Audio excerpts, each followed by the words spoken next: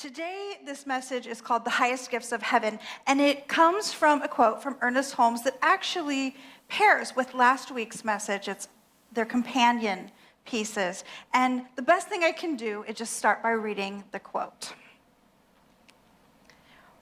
When life created us, it gave us the two greatest endowments of God, the two highest gifts of heaven, love and creativity.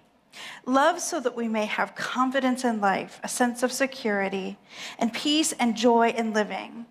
Creativity so that we can really live as persons and express ourselves individually. Life has done very well by us. Now, if you heard last week's talk, it probably isn't difficult to see how I would pull this idea of really living as people and expressing ourselves individually as that piece of creativity, that piece of law. Creativity not so much as in painting a picture or singing a song, but more as in creating the life we want using these tools and principles. But then I went and thought, well, we better talk about love if we're going to talk about expression and creativity. And I went back to just how Ernest Holmes defined this gift of heaven that is love. Confidence in life, a sense of security and peace and joy in living. And what that brought forward for me is the awareness of how many times people have emailed me or sat in my office or called Reverend Karen or myself up to ask some semblance of the question, but how do I learn to trust this thing that we call God, this thing that we call life? How do you know it's got you? I've had people say, I can see that you are completely confident in this, but I'm not, and I don't know how to get there. And that may feel familiar to you. And if it does, you are in the right place. And here's what I have to say to you. You do know how. You do know how. Because what if I were to say, deepening into the infinite love of spirit is like dating? And we've all done that. Now, some of you might be saying, I feel really deeply confident in God, but not at all in my dating life. And then I would say, listen to the same talk and flip it. If you can do one, you can do the other. It's the same basic pattern. Now, it starts out with shopping.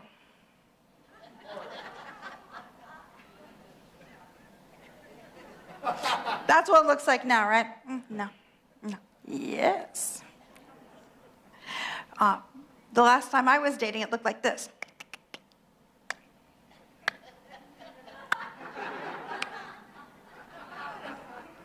That's how I got that one. In a foundational class in this center, Reverend Michelle Medrano challenged me to write down what I might want in a partner. And I said, oh, no partners for me. I don't want to deal with it.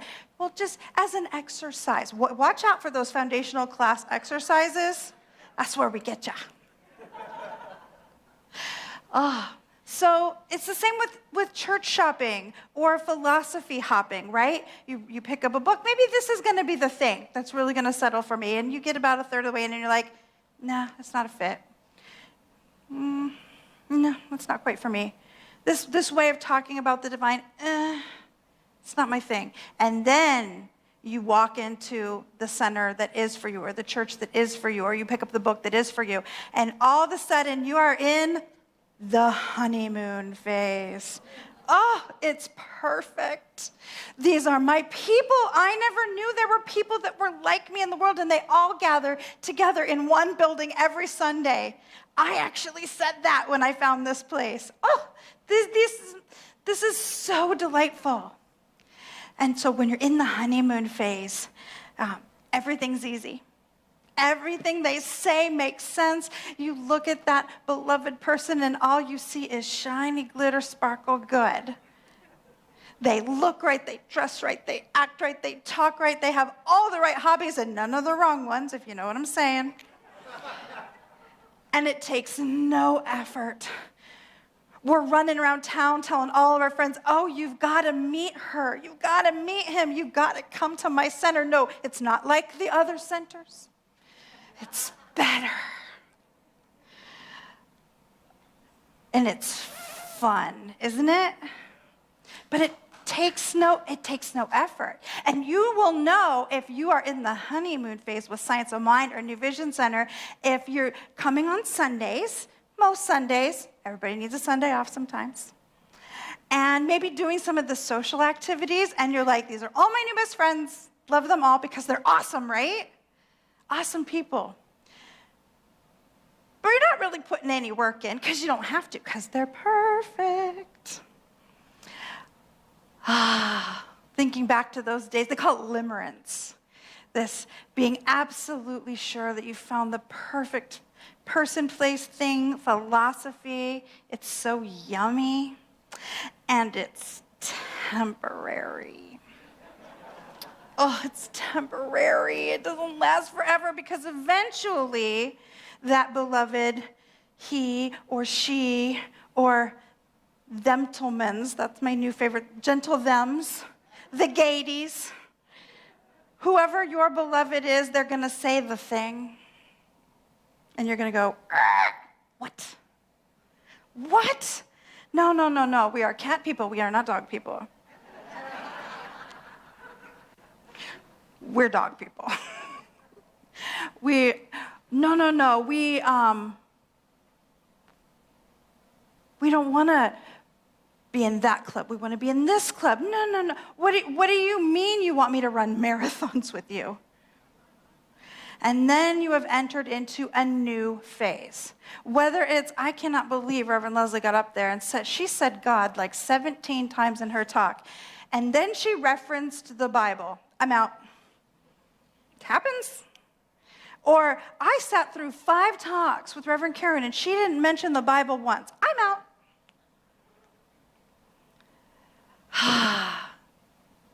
But sometimes we hit some of those bumps and we think, but they're still pretty great.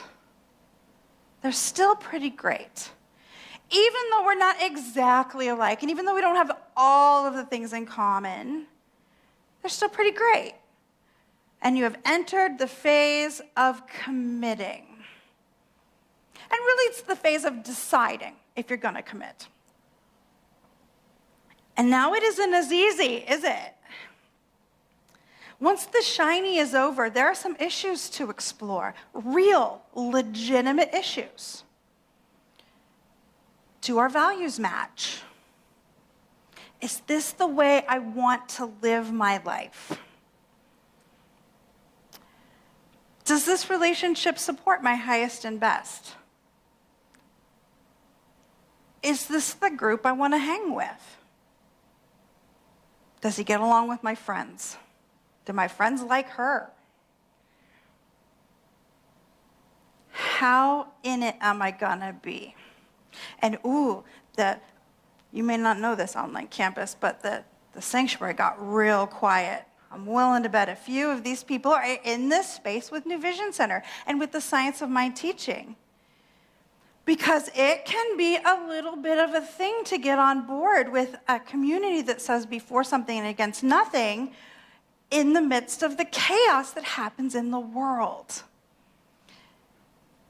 It can be a bit much to talk to your minister or your practitioner and trust that the universe has got your back, that the entire universe is conspiring for your good when you're going through something that does not feel good. Job loss, relationship issues, health challenges. Sometimes we are really wanting to anchor into this thing that we call God, call spirit, call life, and it feels foreign and terrifying. And if you are relating to what I am saying here, there's a good chance you're in the committing phase. But it's still pretty great, even in the challenges. So you're asking yourself, am I going to stick? And here's the thing, it takes work to make it through this part of the phase. And sometimes, and I am not making this wrong, sometimes we look at the amount of work it would take to make the relationship gel, and we go, I'm going back on Tinder.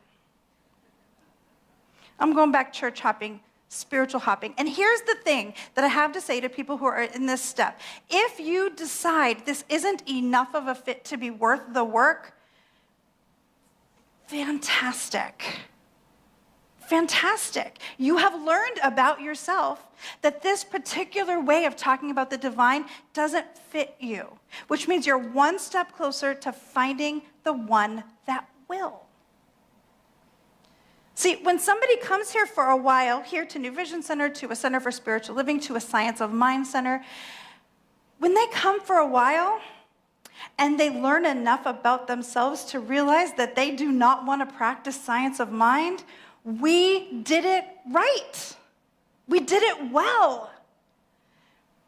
Our job, there's a reason we did the Flames of Faith candle ceremony before this talk. Our faith does not say we are the way. We say we are a way.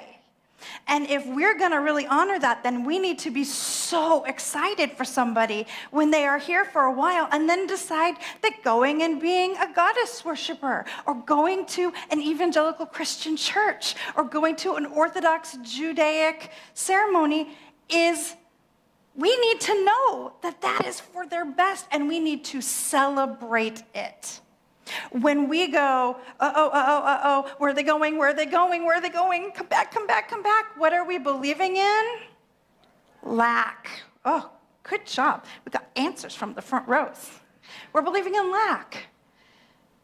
And we don't do that here. At least we work together to do the hard work, to try to let it go. And just like it's true of science of mind, it's true in relationship. If we date someone long enough to figure out, this is not my person, what do? We bless them on their way to their greatest good.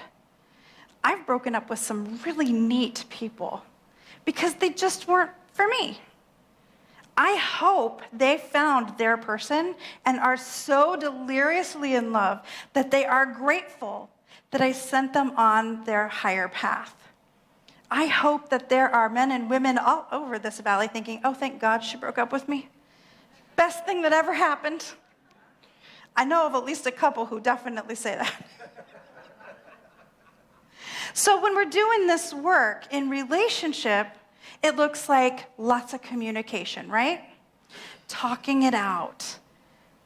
Finding compromises, making plans, learning more about why they feel that way. It's not different in spirituality. It's talking it out with your practitioner or your minister. It's asking questions through reading, through classes. It's finding out more about who you are in this relationship and who they are. Does this way of talking about spirit fit me? And it takes a while. There's a reason we all get a little concerned when somebody dates for 5 weeks and then announces their engagement. You don't even know them. It's the same when we're landing into spirituality. We know the answers, but we're not feeling it yet. That's so natural and so normal. So you stay in the conversation. More classes, more conversations, forever bringing up the issues that might concern you and feeling into, how does this work for me? Can this work for me? Does this work for me?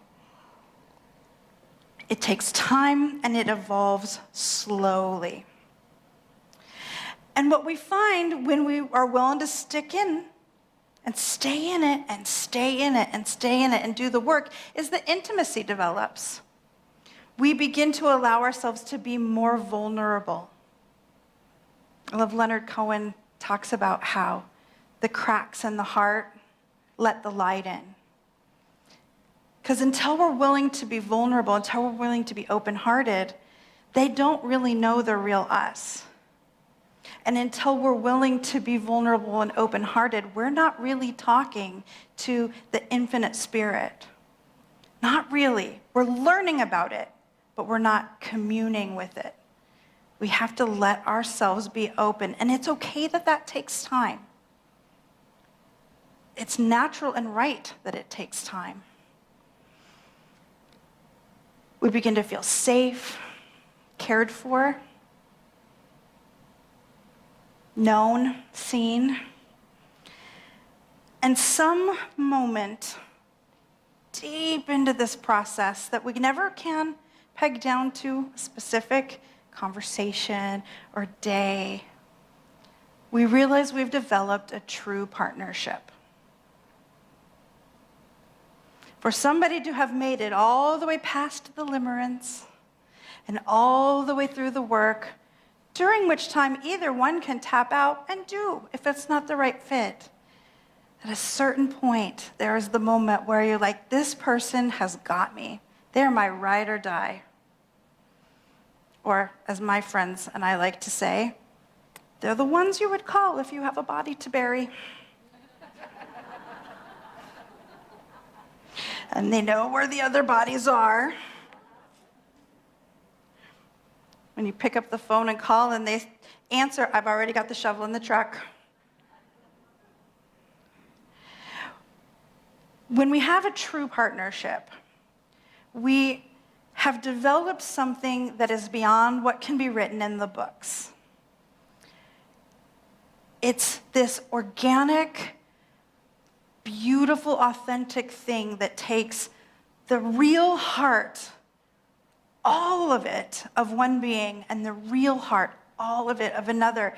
And rather than following the path laid out by some set of instructions or some dating book or whatever Reverend Karen said or whatever they saw on YouTube or TikTok, you've built something real that doesn't fit any of those descriptions. And it involves a wholehearted acceptance of this thing we call the divine through your own personal lens. I've had people say to me, I wish I had a marriage like you and Bobby. We are very entertaining. But what we are more than anything isn't better or worse or even really different than anybody else. What we have is seeing one another as who we really are and creating a life that fits for those beings. He does not like everything I do. I know it's shocking. I too am shocked. He isn't even a particularly big fan of Taylor Swift. I know.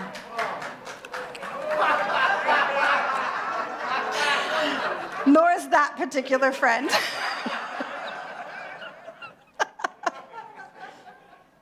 But this man knows how to stick. This man knows how to stick so well that after seeing and falling in love with Van Halen in the late 70s, saw him live before they were even famous, he stayed through the Sammy Hagar days. He stayed through that singer that nobody remembers their name because they were only there for one album and it was very tragic. But he stayed. He stayed when Hagar came back for a while. That was all confusing for all of us. He stayed when Sammy came back. He stayed when the original singer came back. This guy knows how to stick. And he knows how to stick when people evolve and change, which is what this girl needed, embarking on the path to become a practitioner and then a minister. Can you imagine how much I changed over the last 16, 17 years? That's what we seek when we look for this true depth of relationship with the divine. Is not something that fits me now. It's something that can carry me through growth. Because if we're not growing, we're not in the right place. Being in true partnership means investing in one another. This is when we move from, I like to go to the meditations when Vernice does them with their singing bowls. So do I. To, that's how I'm going to do my spiritual practice today, because I do spiritual practice every day. It's moving from, I'll call a practitioner if I'm having a hard time, to, I have a standing appointment with a practitioner because there's always something to deepen into. Investing in your relationship. And as it deepens and it deepens and it deepens so slowly, we find that we change. There's a Lutheran minister, Timothy Keller, who said it this way. This really resonated for me. He said, our culture says that feelings of love are the basis for actions of love. And of course, that can be true. But it's truer to say that actions of love can consistently lead to feelings of love.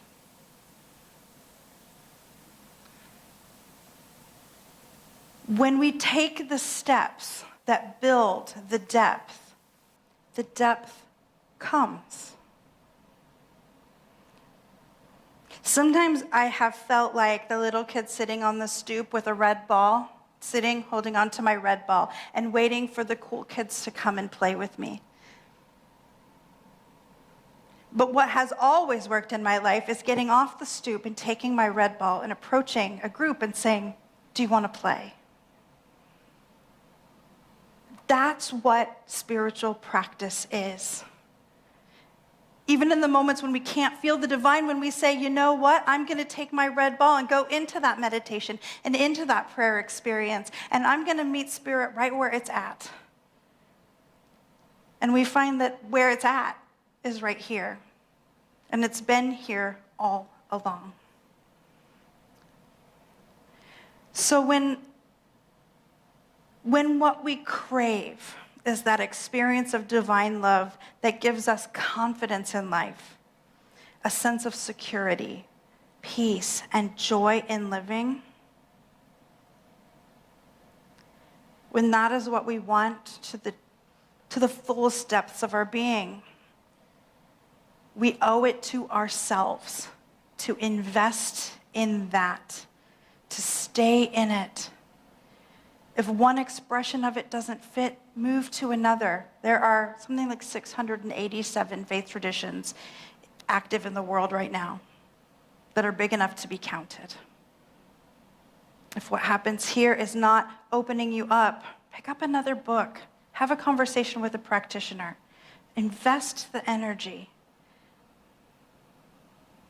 My takeaway thought is this: whoever you are, every single one of us is somewhere in that list of states of relationship in their experience of the divine. Wherever you are, it's exactly where you ought to be right now. Lean in. Lean in just a little bit deeper and see if the universe doesn't meet you right there. Thank you.